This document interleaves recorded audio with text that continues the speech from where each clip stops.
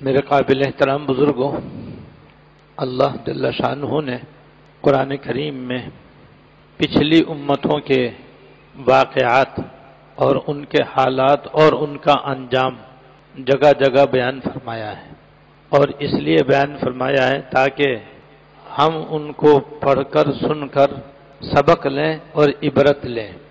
اسی طرح سرکار دو عالم صلی اللہ علیہ وسلم نے بھی پچھلی امتوں کے لوگوں کے واقعات اور ان کے حالات بیان فرمائے ہیں، اور آپ نے بھی اسی لیے بیان فرمائے ہیں تاکہ انہیں پڑھ کر اور سن کر پڑھنے اور سننے والے سبق لیں اور عبرت لیں۔ ایسے ایک دو واقعات جو حضور نے بیان فرمائے ہیں، میں ان کا خلاصہ ذکر کرنا چاہتا ہوں، اور مقصد یہی ہے کہ ہم ان کو سن کر سبق لیں۔ ایک حدیث میں یہ واقعہ بیان کیا گیا ہے کہ گزشتہ زمانے میں ایک شخص جنگل بیابان میں تھا، اچانک اس نے ایک بادل میں سے آواز سنی کہ فلاں آدمی کے کھیت کو پانی سے سیراب کرو، اور کھیت والے کا باقاعدہ نام بھی لیا، نام لے کر کہا کہ اس کے کھیت میں پانی پہنچاؤ تاکہ اس کا کھیت پانی سے سیراب ہو اور اس میں کھیتی باڑی آسانی سے ہو۔ تو میں نے دیکھا کہ وہ بادل ایک پتھریلی جگہ میں زور سے برسا، پتھریلی زمین میں زوردار بارش ہوئی، اور وہ پانی ایک برساتی نالے میں منتقل ہوا، اور پھر وہ چل پڑا۔ جیسے قدرتی ندی نالے پانی آنے سے چلتے ہیں، وہ چل پڑا۔ کہتے ہیں میں بھی اس پانی کے ساتھ ساتھ آگے چلا۔ کچھ دور جانے کے بعد میں نے دیکھا کہ ایک آدمی اپنے کھیت میں ہل چلا رہا ہے، اور وہ اپنی زمین کو قابل کاشت بنا رہا ہے۔ یہ پانی اس کے کھیت میں داخل ہو گیا، اور اس نے اس کے کھیت میں جس قدر پانی کی ضرورت تھی اس کو سیراب کر دیا۔ تو میں نے اس کاشتکار سے پوچھا، بھئی تمہارا کیا نام ہے؟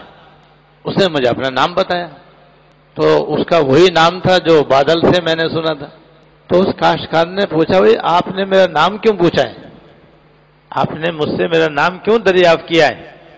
اس نے کہا میں نے اس لیے دریافت کیا ہے کہ میں فلاں جنگل کے اندر تھا، وہاں آسمان پر بادل کا ایک ٹکڑا تھا، اس میں سے مجھے آواز آئی، کسی نے یہ کہا آپ کا نام لے کر کہ اس کے زمین میں پانی کی ضرورت ہے، اس کی زمین میں تم پانی پہنچاؤ۔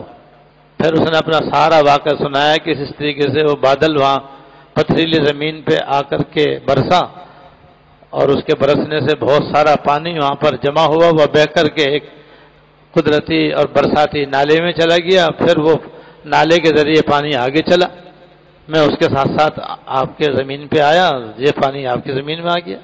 تو میں آپ سے یہ پوچھنا چاہتا ہوں کہ آپ ایسا کیا عمل کرتے ہیں کہ اللہ پاک نے یہ اسپیشل انتظام کیا ہے تمہارے کھیت میں پانی پہنچانے کا؟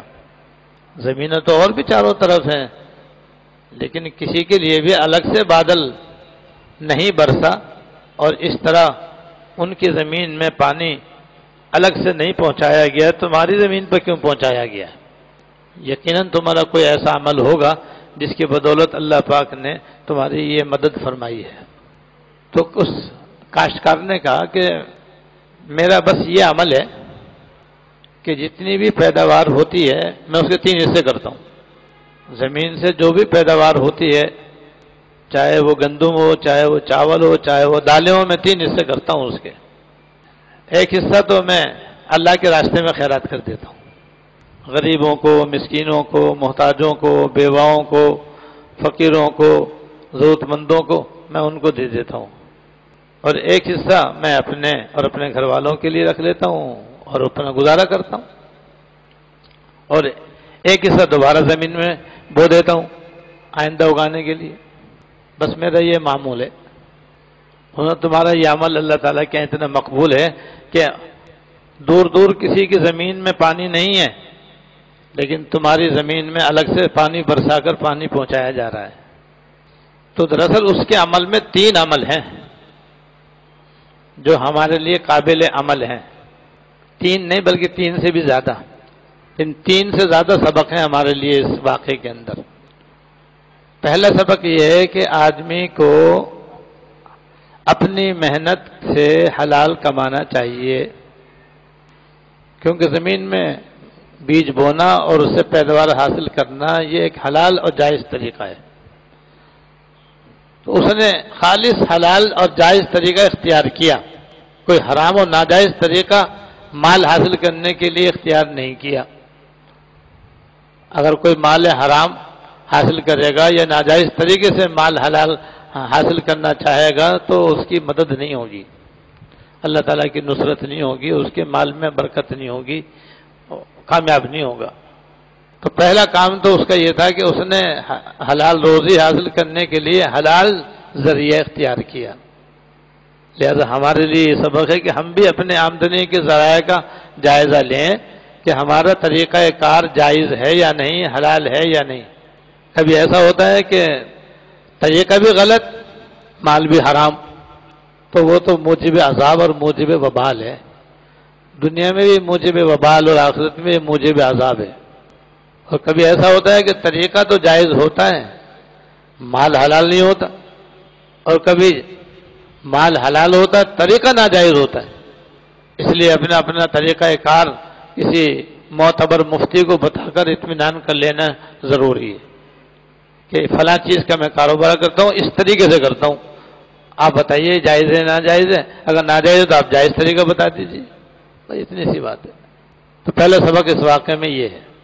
اور دوسرا یہ کہ اس نے اپنے مال میں سے ایک حصہ اپنی ثوابدید سے اللہ کے راستے میں دینے کے لیے مقرر کر لیا، اور وہ اس کا تہائی مال تھا، تہائی پیداوار اس نے اللہ تعالیٰ کے راستے میں دینے کا معمول بنا لیا تھا۔ تو یہ بہت بڑا عمل ہے بھائی، غریبوں کی مدد کرنا، مسکینوں کی مدد کرنا، فقیروں کی مدد کرنا، بیواؤں کی کفالت کرنا، یتیموں کی سرپرستی کرنا اور اپنا مال ان پہ خرچ کرنا، یہ بہت بڑا کار خیر ہے۔ یہ تو دنیا میں بھی مال کے اندر بے اندازہ خیر و برکت کا باعث، ترقی کا ذریعہ، اور آخرت میں تو اس کے اجر و ثواب کو ٹھکانا ہی نہیں ہے۔ وہ ٹھکانا نہیں اس لیے کہہ رہا ہوں کہ حدیث میں آتا ہے کہ اگر کوئی آدمی اللہ کے راستے میں ایک چھوارا خیرات کرتا ہے اور وہ قبول ہوتا ہے تو اللہ تعالیٰ اس کو بڑھا کر احد پہاڑ کے برابر کر دیتے ہیں۔ ہاں، احد پہاڑ کا ایک چھوارا کوئی نسبت ہے؟ تو اللہ کے راستے میں دینے میں آخرت کے اندر یہ ثواب ہے۔ لیکن یہاں بھی ضروری ہے کہ آدمی رسم و رواج اور بدعات سے پرہیز کرے۔ ہمارے اندر یہ بہت بڑی خرابی آ گئی ہے کہ اول تو صدقہ کرتے نہیں، اور کریں گے تو مروجہ طریقوں سے کریں گے جو ناجائز ہے۔ جیسے بعض لوگ صدقہ کریں گے تو سارا ڈنڈورا پیٹ دیں گے، ساری قوم برادری کو، خاندان کو بتائیں گے کہ ہم نے یہ کیا، ہم نے یہ کیا، ہم نے یہ کیا، ہم نے یہ کیا، ہم نے اللہ کے راستے میں یہ دیا، وہ دیا، یہ دیا، وہ دیا، اور ہم یہ کرتے ہیں، وہ کرتے ہیں۔ تو بھئی ریاکاری اور نام و ناموس سے تو آدمی کا نہ صرف ثواب ضائع ہو جاتا ہے بلکہ اور گنہگار ہو جاتا ہے آدمی۔ برکت کہاں سے آ گئی؟ یا پھر ناجائز طریقے سے صدقہ دیں گے کہ اس کے لیے دن مقرر ہے، تاریخ مقرر ہے اور چیزیں مقرر ہیں اپنی طرف سے۔ جیسے تیجا کرتے ہیں تو اپنی طرف سے گھڑا اپنا طریقہ بنایا ہوا ہے، 10واں کریں گے تو اپنا طریقہ بنایا ہوا ہے، 40واں کریں گے تو اپنا طریقہ بنایا ہوا ہے، برسی کریں گے تو اپنا طریقہ بنایا ہوا ہے، اور کوئی مصیبت آ جائے گی، کوئی بیمار ہو جائے گا تو کالا بکرا مقرر کر رکھا ہے۔ یہ کیا ہے؟ یہ سب ناجائز طریقہ ہے سب صدقہ ہی ہے۔ بعض لوگ خیرات بڑی لمبی چوڑی کرتے ہیں، خیرات کا بڑا رواج ہے، اس کے اندر امیر، غریب، فقیر، محتاج، مسکین، عہدیدار، یار دوست سارے کے سارے اصالِ ثواب کھانے میں بیٹھ جاتے ہیں، وہ بھی قوم برادری کو دکھانے کے لیے، اور ایک ناجائز طریقہ ہے جو اپنی طرف سے ایجاد کیا ہوا ہے۔ یاد رکھو، ایسے من گھڑت طریقوں سے یا ناجائز طریقوں سے صدقہ دینے سے ثواب تو کیا ملے گا؟ الٹا گنہگار ہوں گے۔ مال حلال سے، اللہ تعالیٰ کی رضا کی نیت سے، خاموشی سے، فقیر کی عزت نفس بھی مجروح نہ ہو، اس کو بھی اکرام کے ساتھ، احترام کے ساتھ اس طرح سے اس کی امداد کریں کہ اس کو ذلت محسوس نہ ہو اور کسی دوسرے کو پتہ بھی نہ چلے۔ یہ ہے ہمارے دین کا طریقہ۔ تو اس طرح سے اگر صدقہ دیا جائے تو بھئی اس کے بڑے فوائد ہیں دنیا میں بھی اور آخرت میں بھی۔ تو اس نے اپنی آمدنی کا ایک तिहाई हिस्सा मुकर्रर किया हुआ था। तो इसमें ये सबक है कि भाई कभी कभी सदका देना भी बहरहाल बाइस सवाब है, लेकिन इसका पूरा फायदा जब होगा जब हम अपनी आमदनी का कुछ फीसद मुकम्मल तय कर लें और फिर हमेशा पाबंदी के साथ उसको निकालते रहें। भाई जैसे ज़कात तो 2.5% मुकर्रर है ना, वो तो फर्ज है, वो तो देना ही देना है। जमीन के पैदावार में उशर तो वाजिब है, वो तो ज़कात की तरह देनी है।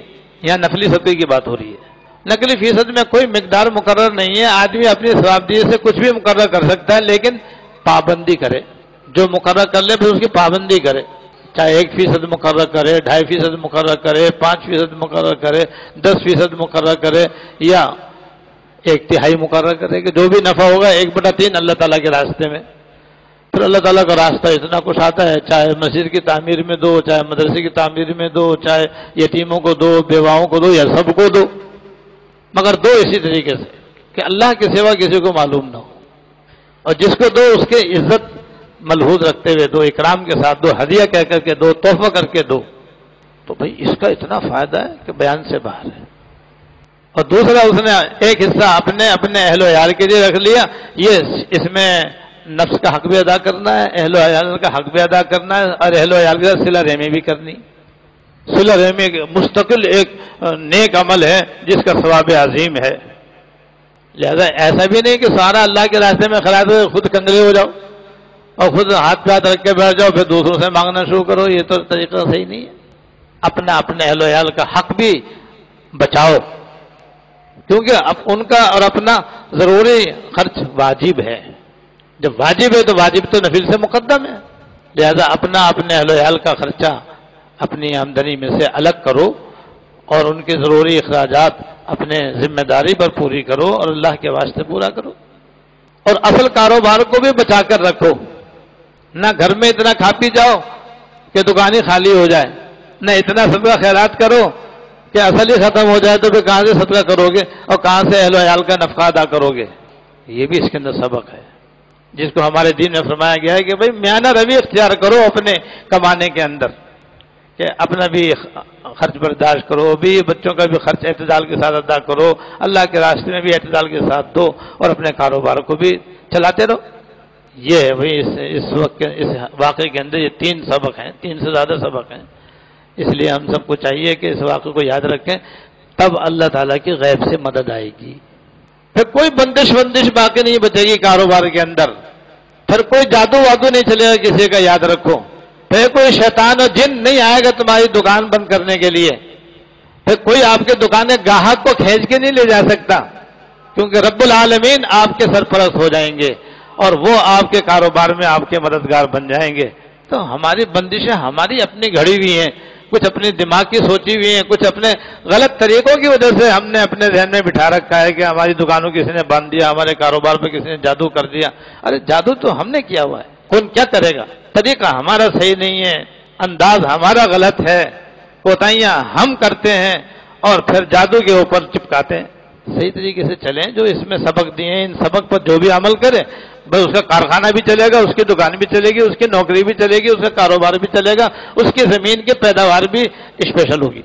अल्लाह ताला मुझे भी और आपको भी अमल की तौफीक अता फरमाए। वाक़िअ दावाना अल्हम्दुलिल्लाहि रब्बिल आलमीन।